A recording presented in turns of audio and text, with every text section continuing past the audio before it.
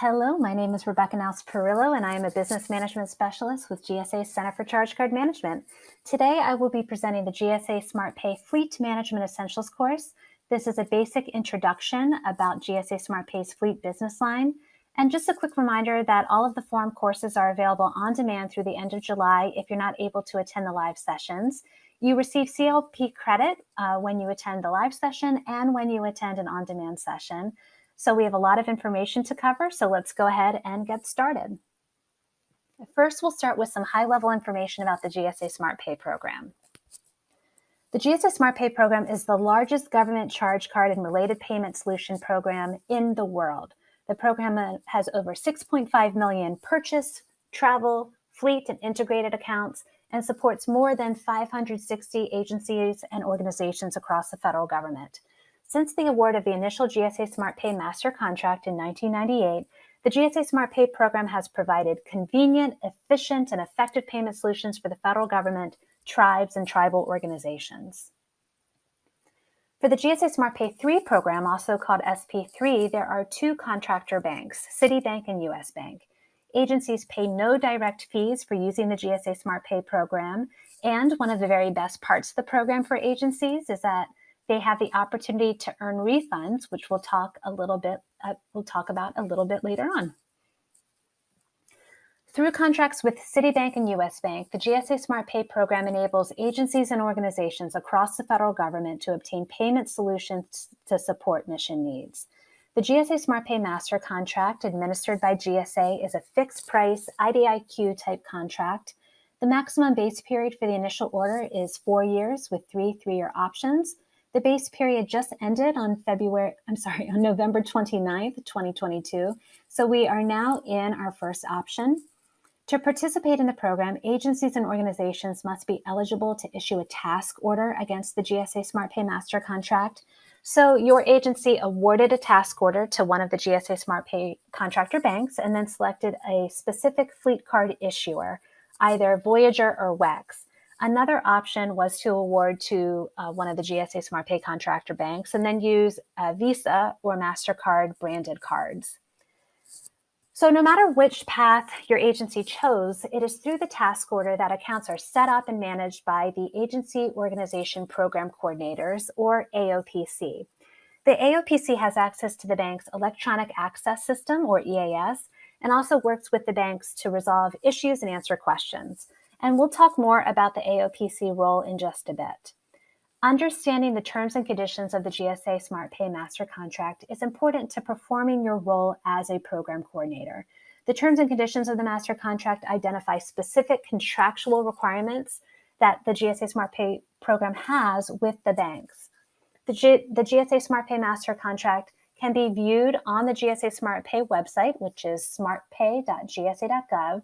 So go there, download a copy of the master contract, and review the relevant clauses and sections that pertain to the GSA SmartPay fleet card, as well as the GSA SmartPay program in general. Also, during the forum, we are offering a GSA SmartPay 3 master contract basics course, so that may be helpful for you to attend. And as I mentioned before, just keep in mind that all forum courses are available on demand through the end of July 2023 if you're unable to attend one of the live sessions. Okay, so let's take a quick look at some GSA SmartPay program statistics overall. So first, we're going to look at the GSA SmartPay program overall, which includes all business lines, so purchase, travel, integrated, and fleet, and then we'll review some fleet numbers separately. So here you'll see that the FY 2022 spend for the entire GSA SmartPay program overall was $32.8 billion. And this is up about 12% from FY 21. And as far as refunds are concerned, total refunds were up slightly in FY 2022, totaling over $426 million. Again, these refunds go back to your agencies to reinvest into the missions. Transactions were up almost 13% in FY 2022, totaling over 78 million transactions, and total accounts were up about 8% in FY 2022, totaling 6.56 million accounts. So overall, FY 2022 GSA SmartPay program numbers were very strong.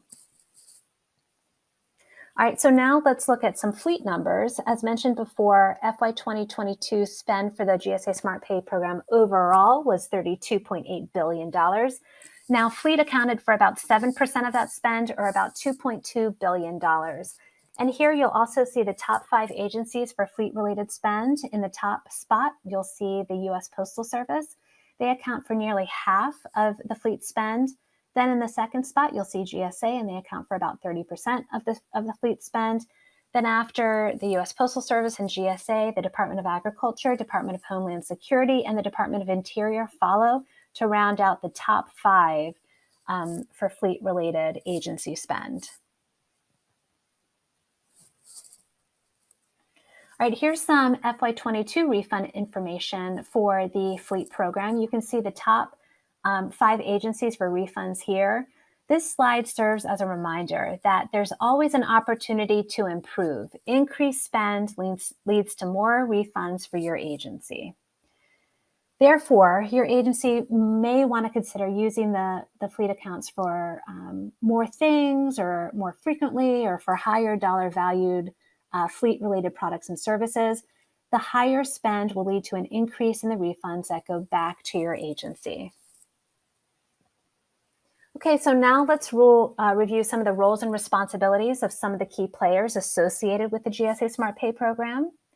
First, take a look at this graphic. As you can see, there are many different parties involved with the program, and let's go ahead and talk about some of those folks.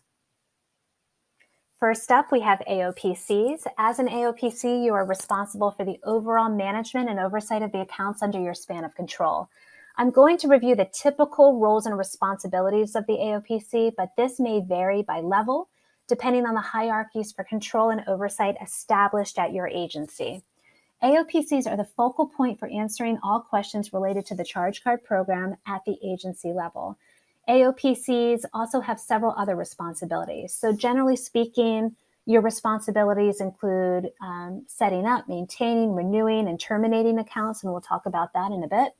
Serving as a liaison between account holders and the contractor bank, providing ongoing advice and assistance to account holders.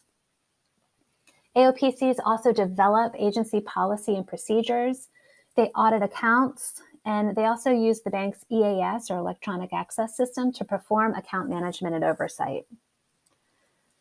So AOPCs renew fleet accounts. At least 180 calendar days prior to the expiration of each account, the contractor bank will submit a report to the AOPC listing each expiring account, containing all information necessary for the agency to renew the account. Fleet accounts used within the past 90 calendar days will automatically renew unless otherwise directed by the AOPC. If the fleet account has not been used within the past 90 calendar days, the contractor bank shall close the account unless a renewal request is received from the AOPC. Renewed cards will be sent between 20 to 40 days before the expiration date. As the AOPC, you have the discretion to initiate suspension and/or cancellation procedures for any account. However, you must document the reason for cancellation and/or suspension. Suspension is the process by which an account is deactivated due to the delinquency or multiple pre-suspension actions. An account is considered past due if the payment for the undisputed principal amounts has not been received within 45 calendar days from the billing date. The contractor bank may suspend an account when the account becomes delinquent. Once payment of the undisputed principal amount and Prompt Payment Act interest has been received, the bank is required to reinstate the suspended account unless otherwise specified by the AOPC. AOPCs may also notify the bank of any mission-related extenuating circumstances for which the account should not be suspended. An account can be canceled if an undisputed balance remains unpaid for the prescribed number of calendar days after the date of the statement of the account on which the charge first appeared. An account may also be canceled for numerous suspensions. Once an account has been canceled, the contractor bank is under no obligation to reinstate the account. Accounts may be canceled through your bank's EAS or through the bank's customer service office. So the following chart here may be used as a guide for determining the status of an account, but ultimately it really comes down to your agency policy. So please refer to your agency policy for specific delinquency stages because they may be different than what I have right here. AOPCs are also responsible for closing and terminating accounts. And there are generally 4 steps to closing or terminating an account, and they are as follows. 1, you immediately notify the contractor bank when an account is no longer required. 2, you follow the account closeout procedures from your contractor bank. 3, you instruct the account holder to destroy or dispose of the card by cutting it into pieces. And 4, you review the master file account holder listing to ensure the account has been closed. As a program coordinator, be sure to instruct your account holders to report a lost or stolen account promptly to the contractor bank, the AOPC, and to their supervisor. Once an account has been reported as lost or stolen, the contractor bank immediately blocks that account from further usage, and a new account number will be issued to the account holder. Next up, we have account holder roles and responsibilities. The account holder is the individual or agency organization component designated by an agency and organization to use the account. Account holders are the first line of defense when it comes to proper use of the fleet card. Account holders have a specific set of responsibilities that should be followed in the execution of the GSA SmartPay fleet program. Account holders should make sure to secure their card and account information, so don't share PINs, card numbers, etc. They should maintain records. They should use the account ethically and appropriately. They should understand agency policies and procedures. If a card is lost, they should make sure to immediately report it, or if it's stolen, they should do the same thing. They should monitor and track expenses and dispute transactions timely in accordance with agency policy. Account holders should be reminded that fleet cards should only be used for expenses that fall within the fleet card solution. So they should not use the fleet card for, purchases or, travel purchases. For example, don't use the fleet card to use for personal travel expenses if you happen to leave your GSA SmartPay travel card at home. That's not an appropriate use of the fleet card. Another role that we'll be covering are approving officials, or AOs. And the AO is the person, typically a supervisor, that is responsible for ensuring an account is used properly by the agency. The AO authorizes account holder purchases for official use only and ensures that the statements are reconciled and submitted to the designated billing office, or DBO, in a timely manner. So the DBO generally serves as the focal point for receipt of official centrally billed invoices. The DBO also serves as a liaison between the agency, the AOPC, and the CBA account holder. The DBO oversees the proper processing of invoices and ensures invoices are paid within the Prompt Payment Act timeframes. We have the TDO, or the Transaction Dispute Officer. They are an individual or office that may be designated by the ordering agency organization to assist the agency and contractor bank in tracking and resolving disputed transactions. Again, there are 2 contractor banks for SP3. We have Citibank and we have US Bank. The brands that work with Citibank are MasterCard, Visa, and for fleet transactions, Right Express, also known as WEX. The brands that work with US Bank are MasterCard, Visa, and for fleet transactions, Voyager.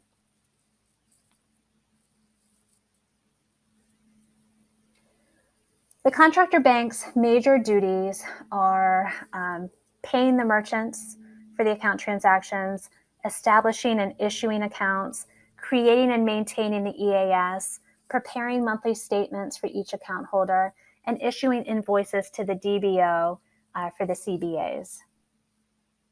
They also provide customer service 24/7. They prepare reports. They participate in the annual training forum, which you are attending right now. And they also make sure to comply with all of their terms and conditions of the GSA SmartPay Master Contract. So examples of contractor banks, again, Citibank and US Bank. The GSA SmartPay brands are financial institutions that dictate where payments can be processed and facilitate the payment process between the account holders, merchants, and issuing financial institutions.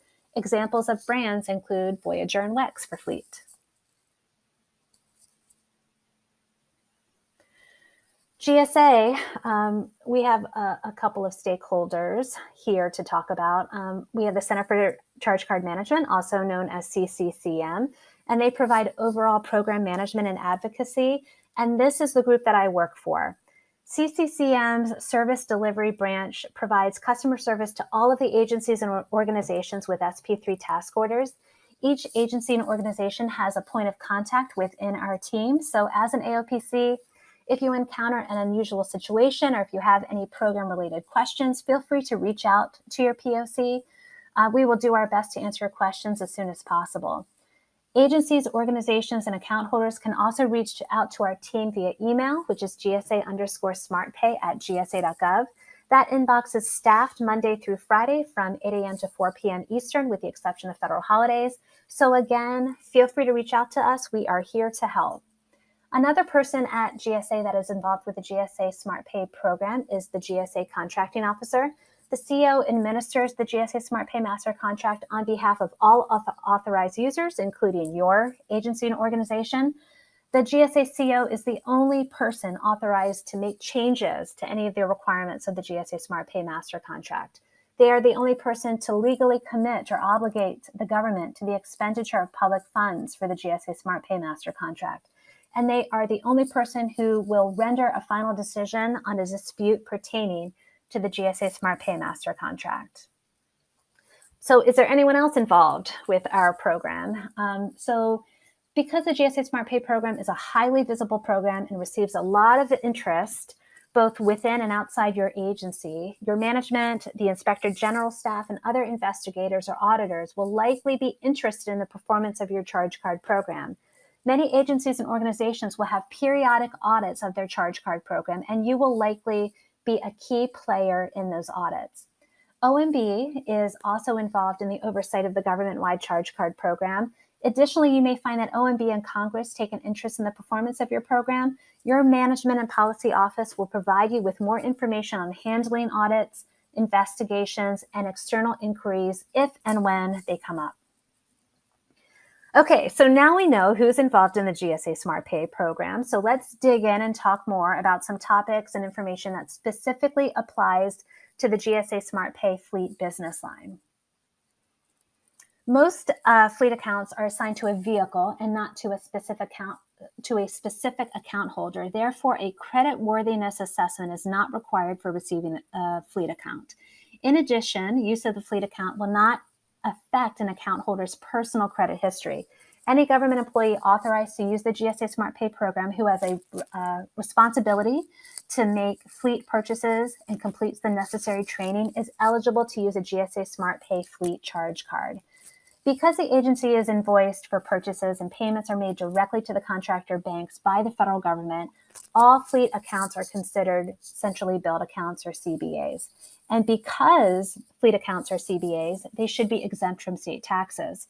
In addition, with a CBA, the federal government accepts a liability for charges made by an authorized account holder, but is not liable for any unauthorized use. Unauthorized use means the use of the card by a person other than the account holder who does not have actual, implied, or apparent authority for such use and from which the account holder receives no benefit. When the CBA has been used by an authorized account holder to make an unauthorized purchase, the government is liable for the charge, and the agency is responsible for taking appropriate action against the account holder.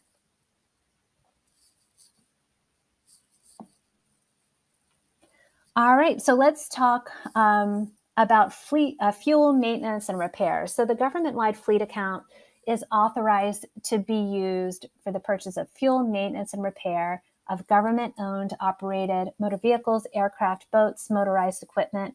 GSA SmartPay fleet accounts are assigned by fleet managers or fleet service representatives. Federal government or other authorized employees may use the fleet accounts assigned to that vehicle or equipment. And you're going to hear a lot of this during this part of the presentation, but agencies have their own policy on many of the topics that we're about to discuss in this part of the presentation. So please remember that your agency policy always rules. Please make sure that you know and understand your agency's fleet policy and make sure that you share it with your fleet account holders. But generally speaking, drivers can use the fleet card for fuel and for maintenance under $100 without needing the merchant to call for approval. And for maintenance over $100 or for any accident damage, merchants must typically call for authorization. Okay, so when you have a moment, take a look at your agency's issued fleet card. This is an example of a GSA fleet card. As mentioned earlier, each agency is responsible for issuing a fleet card task order. So your agency may be using a different bank and brand than the GSA fleet customers, and your card art may have some customizations. But again, this is an example of a GSA fleet card. Not all of your agencies and organizations will have this type of card, but take a look at your card when you have a moment. On this particular card, you'll see that the GSA SmartPay 3 information is referenced, which is the current master contract for the program. There's a reminder to vendors that the card is tax exempt since it's a CBA, which we just talked about. There's also a reminder for cardholders to enter the correct odometer readings at the pump. There's one card per vehicle, one driver ID per card. For GSA fleet card customers, on the back of the card, there are customer service numbers. If drivers have any issues that require approval, they can reach out to the GSA Maintenance Control Center, which is called the GSA MCC, and or the Accident Management Center, AMC. Generally speaking, as mentioned before, drivers can use the fleet card for fuel and maintenance under $100 without needing the merchant to call for approval. And for maintenance over $100 or for any accident damage, merchants must contact, in this case, GSA Fleet for authorization prior to doing work. For those with WEX fleet cards, some merchants are unable to process WEX cards. So if they don't electronically accept the WEX fleet card, the vendor may call in transactions for this particular type of card to 866 WEX for GSA, and they can receive a MasterCard number, so they're able to process the transaction. Generally speaking, here are some examples of authorized fleet card purchases as well as some unauthorized purchases. Again, your agency policy rules. Some authorized purchases is use of the fleet card matching the license plate of the vehicle you're driving, regular unleaded self-service fuel for vehicles, and alternative fuels if they're required. Immediately consumable items for the vehicle like oil, washer fluid, wipers, exterior car washes within local guidance, mechanical repairs for the vehicle to which the card is assigned, and charging services for EVs at commercial charging facilities. And we'll talk more about that in a couple minutes.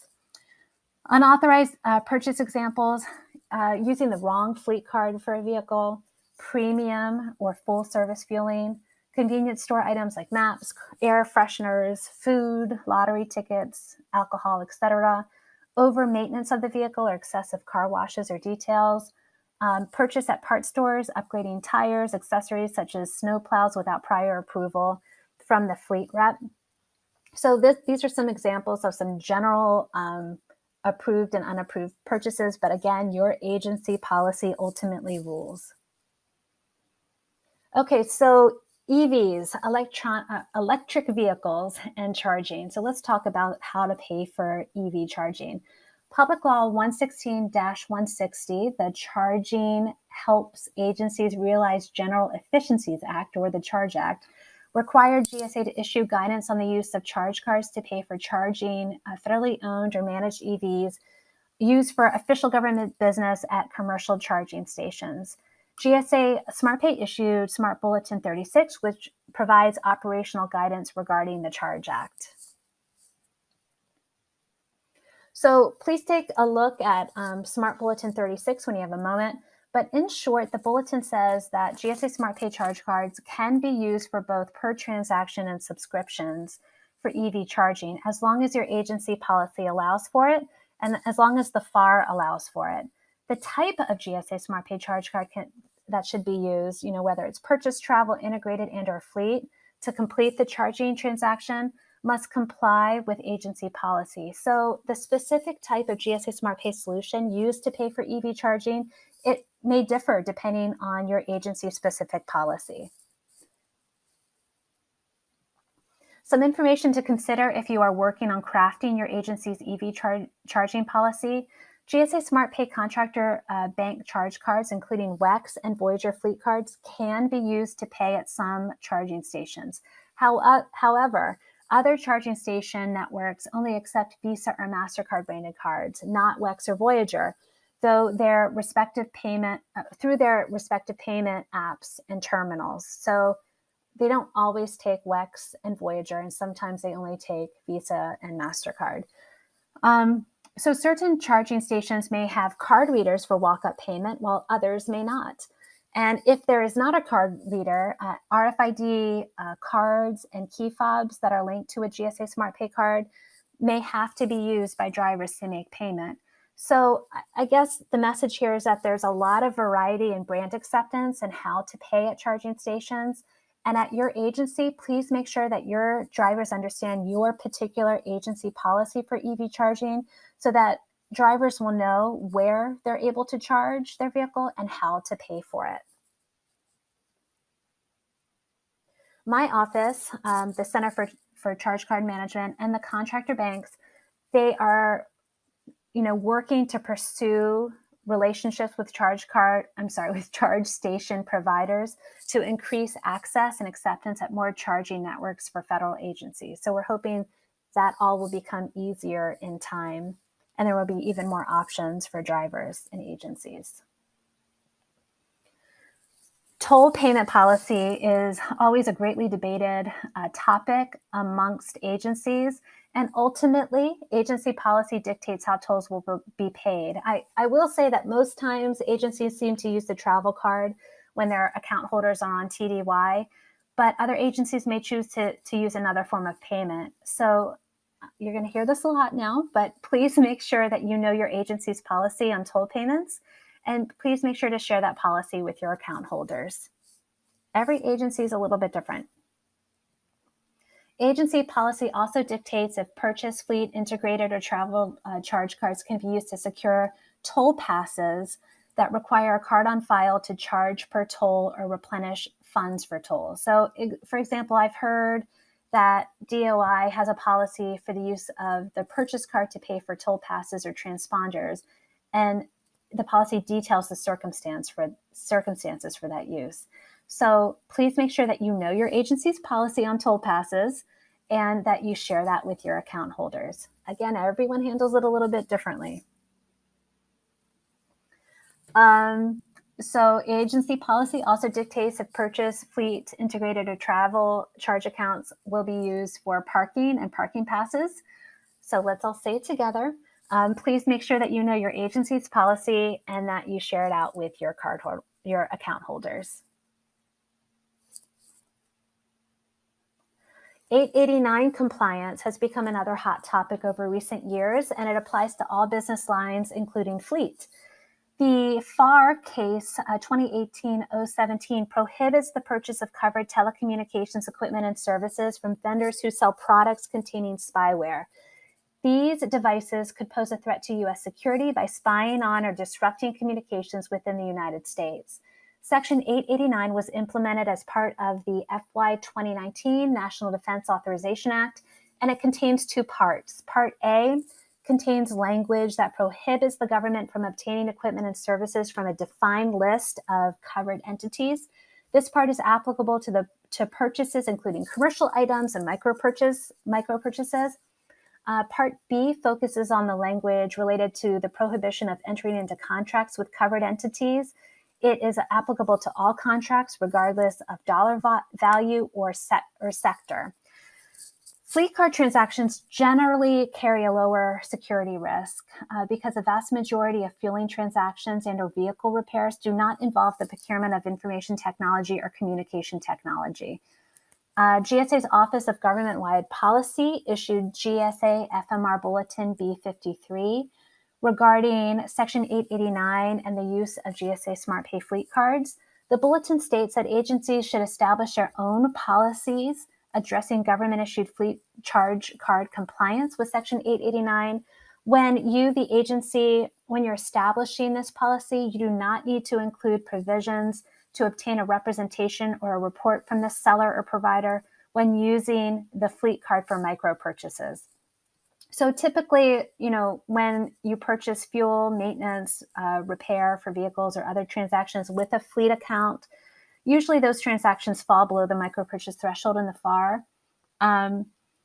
So representations usually fall below the micro purchase threshold in the FAR. So representations or reporting from the seller or provider aren't required.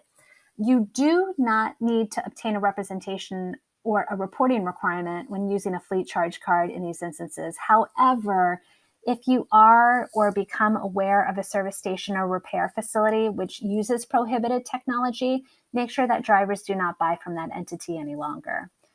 GSA FMR Bulletin B53 provides guidance related to fleet charge cards used for agency-owned and commercially leased vehicles.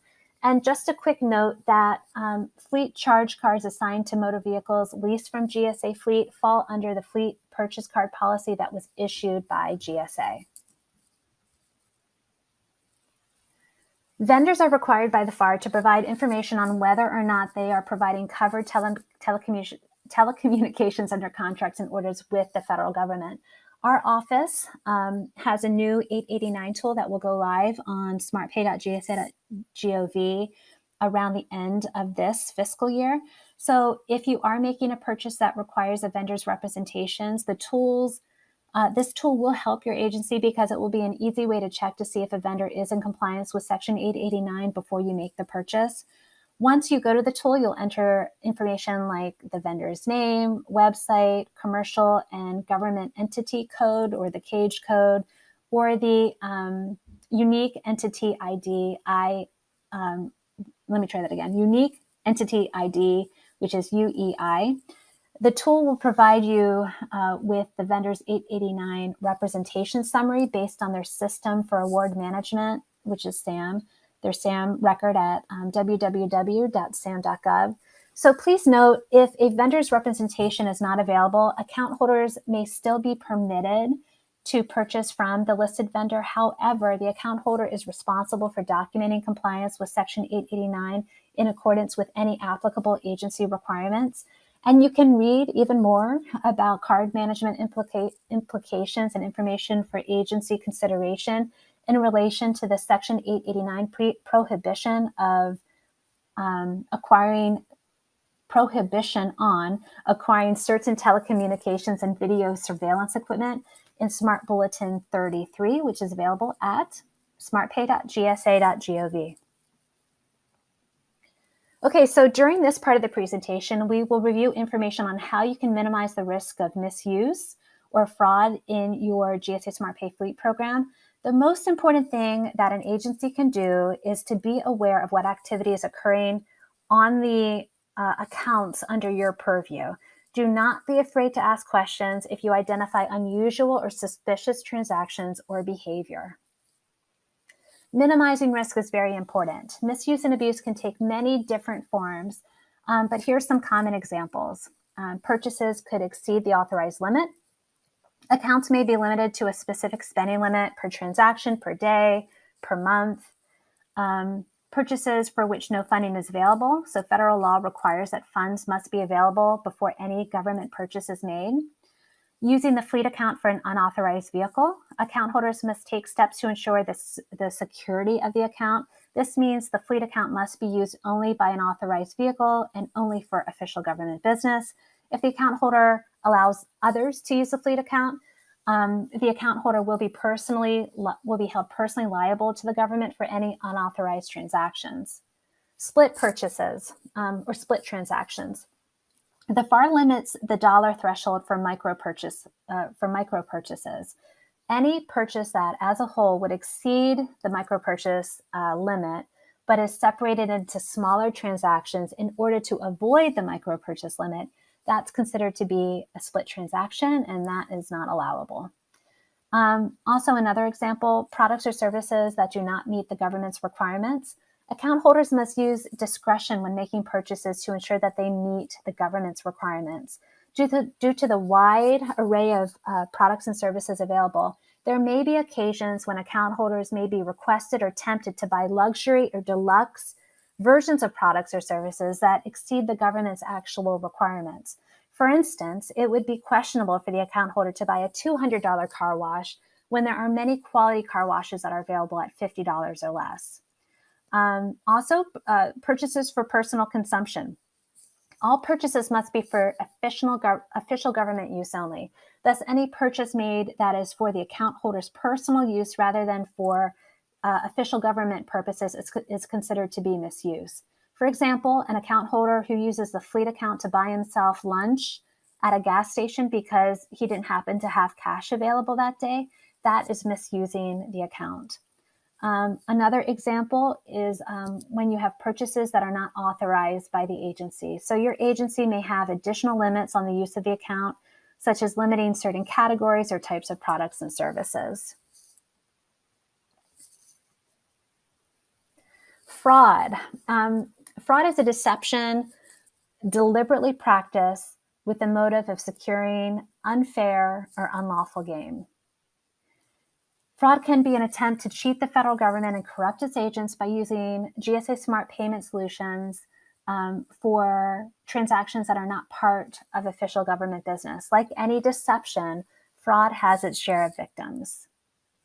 So let's go over a couple of types of fraud that agencies should be on the lookout for.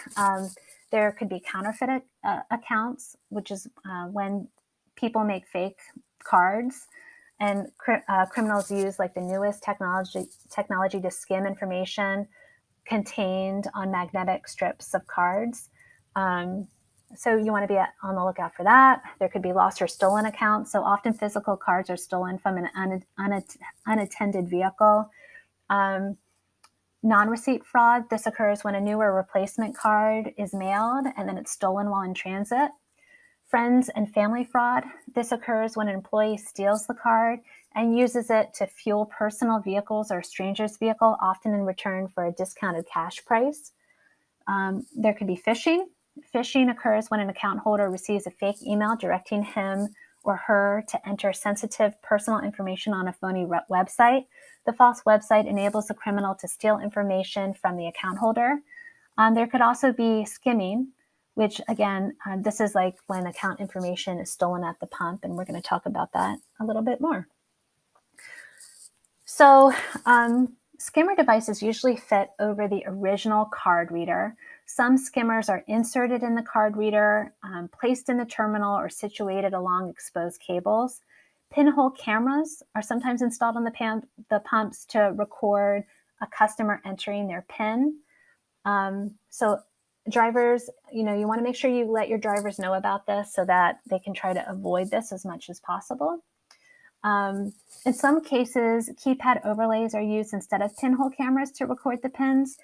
And this is where the keypad overlay records a customer's keystrokes. So, these skimming devices store data to be downloaded or wirelessly transferred at a later time to steal that information and to use it. So as an AOPC, you want to make sure you let your fleet account holders know about some of these tips when they're at the gas pump. You want them to inspect the card reader before using it. They want to look for anything loose, crooked, damaged, scratched. Don't use it like a card reader if you notice anything unusual. You want to pull at the edges of the keypad before entering your PIN, then cover the keypad when you enter your PIN to prevent cameras from recording your entry. You want to use gas pumps that are in a well-lit location, that are really by the attendant, because if you're in that particular location, you're a less vulnerable target. And then in addition, be on alert for skimming devices in tourist areas in particular, because those are typically very popular targets for skimming.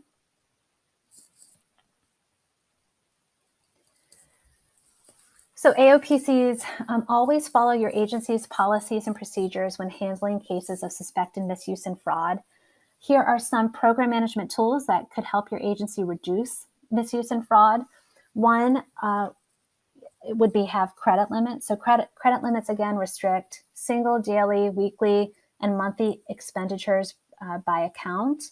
You may want to consider implementing merchant category code blocks or MCC blocks, and they are established by associations or contractor banks to identify different types of businesses.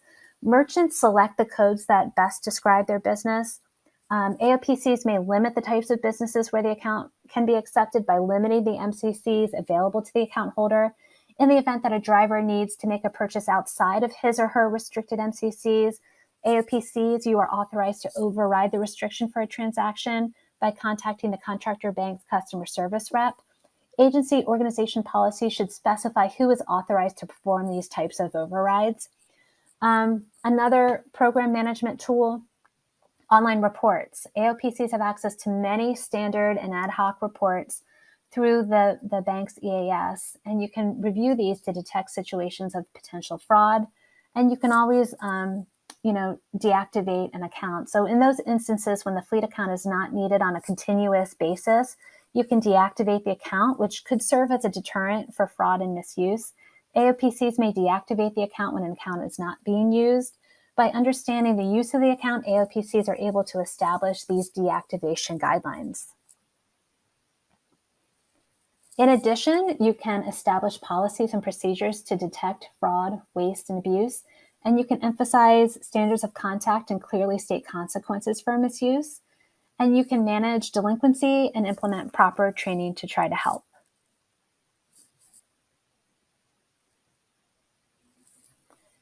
Here are some tools that drivers can use to reduce fraud. Double check that they're using the correct card before making the purchase. Keep their driver ID PIN and PIN confidential. Don't write it on the physical card. Ensure that the pumps are not compromised or opened, as we just discussed. We also said, it's best to use a pump that faces the attendant because they're less likely to be compromised. Secure the fleet card when stored and don't leave it in the vehicle, or place it, in a place that's accessible to everybody. Please keep in mind that misuse by employees impacts an agency's charge card performance and refund earning potential. A key responsibility for most program coordinators is to detect and report suspected misuse.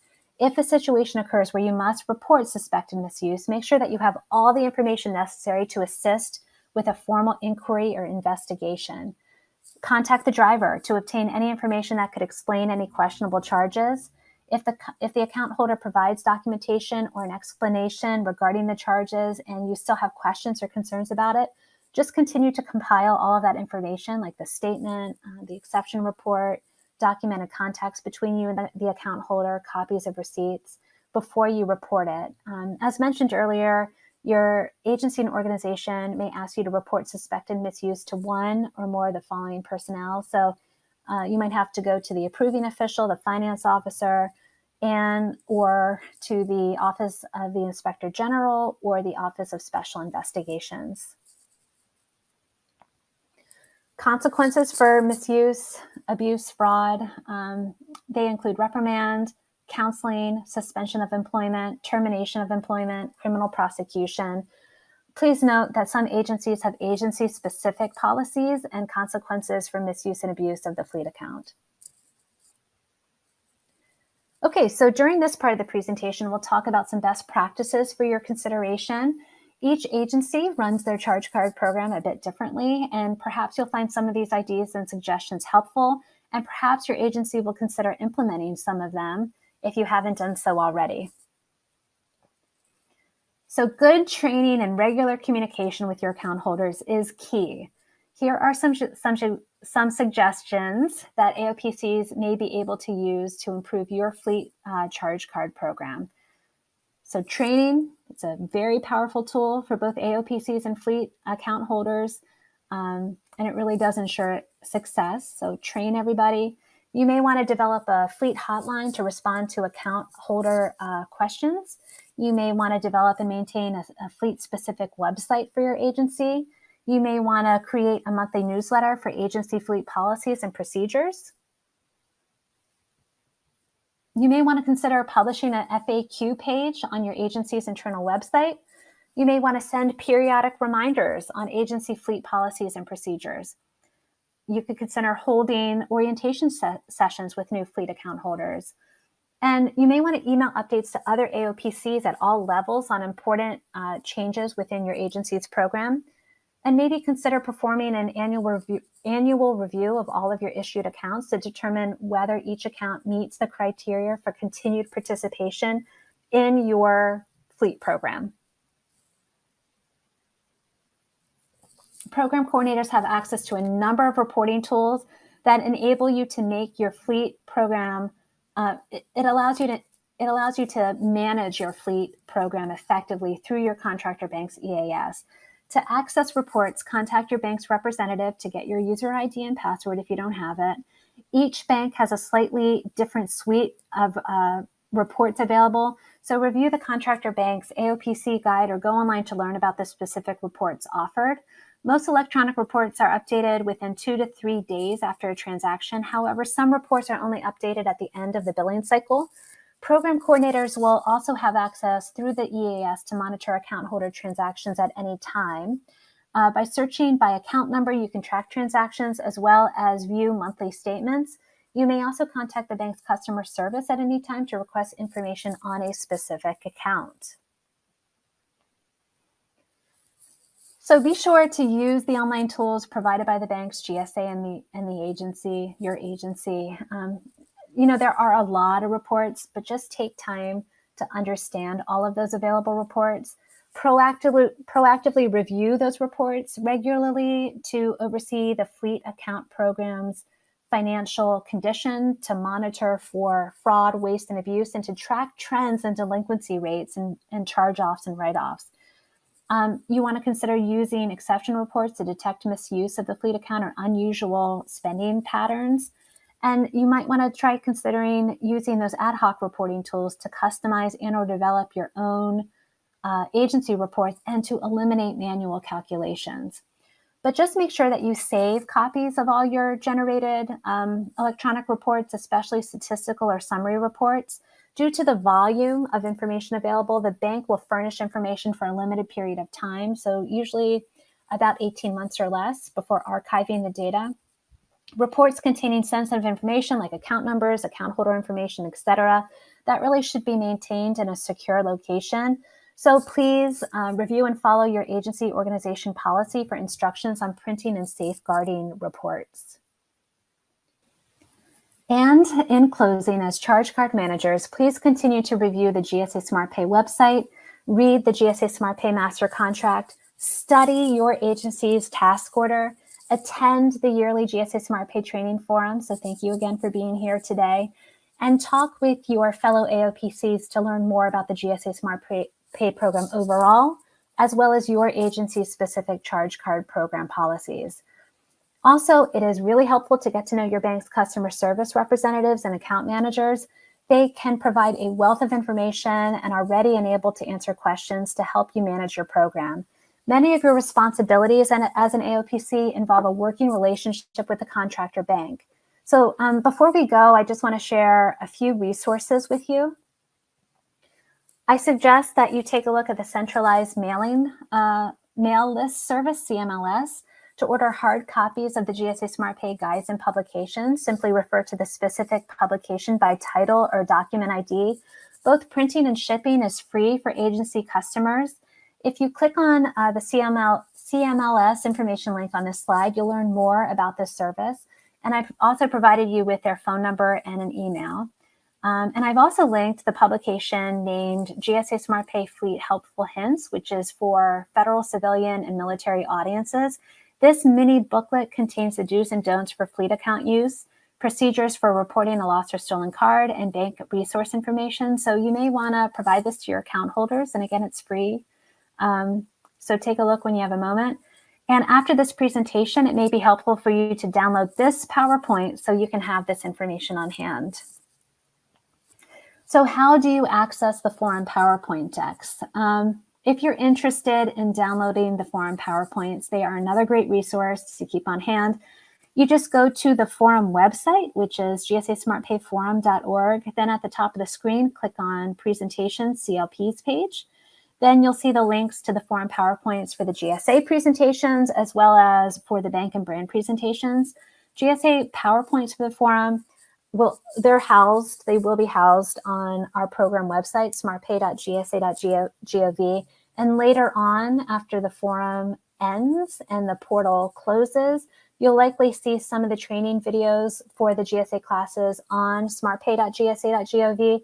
So if some of your colleagues did not attend this year's forum, they may be able to view some of the training videos later on after the event is over. However, they will not receive CLP credit like you are receiving today.